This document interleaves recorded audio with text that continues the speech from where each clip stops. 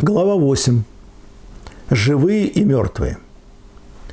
В 1965 году умерла моя любимая бабушка Ирина, осветившая мое детство чтением волшебных сказок. Это была первая невосполнимая утрата. В последние годы жизни бабушка Ирина Егоровна ходила согнувшись, пополам и опираясь на палочку. Таких иногда называют бабушка Клюка. На ее похороны приехали все 4 дочери, к тому времени сами ставшие бабушками. Но не мог приехать младший из детей, сын Мефодий. Молодым он погиб на фронте.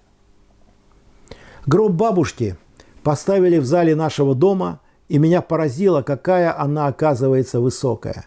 В этой же комнате через много лет мы прощались с дедом Василием, мамой Олей, а потом и с мамой Диной.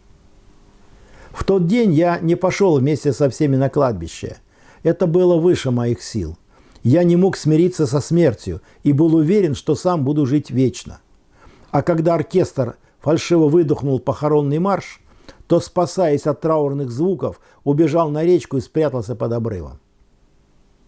И все же нас, мальчишек, как магнитом, притягивала смерть, за которой стояла великая тайна.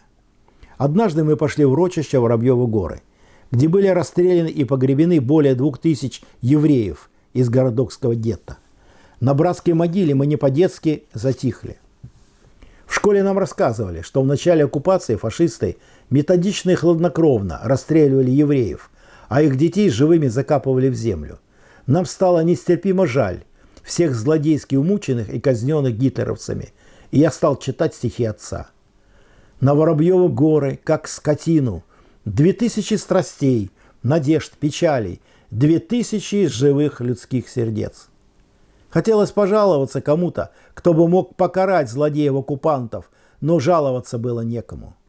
Ревели танки, голосила вьюга, захлебывались лаем пулеметы, земля стонала, содрогалась тьма.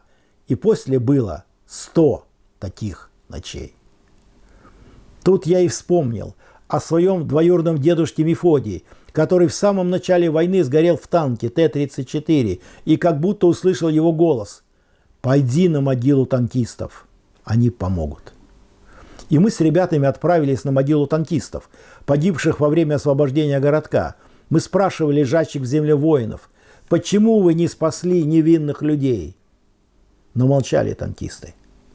И тогда, захлебываясь от негодования и своего бессилия, мы запели: «Вставай, страна огромная, вставай на смертный бой, с фашистской силой темную, с проклятою ордой». Думая о бесчеловечности немецких фашистов, мы распалили свои души огнем ярости, ярости справедливого возмездия. Пусть ярость благородная вскипает, как волна, идет война народная, священная война. Но мстить было некому. Война закончилась 20 лет назад, и мы пошли на воинские захоронения группы армий «Центр», где были погребены более 65 тысяч немцев. Не смеют крылья черные над родиной летать, поля ее просторные не смеет враг топтать. Там мы прокляли своих врагов. Гнилой фашистской нечисти загоним пулю в лоб, отродью человечества сколотим крепкий гроб. Но молчали могилы, и спящие вечным сном немецкие солдаты не отвечали на наши проклятия.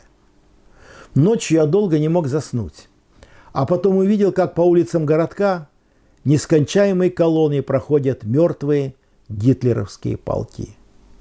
В строю идут искалеченные воины в окровавленной черной форме со свастикой, ползут подбитые танки и катятся поверженные орудия.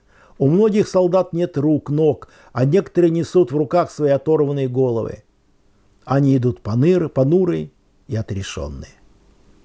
Я стоял у дороги, по которой проходили немецкие оккупанты, но они меня не замечали.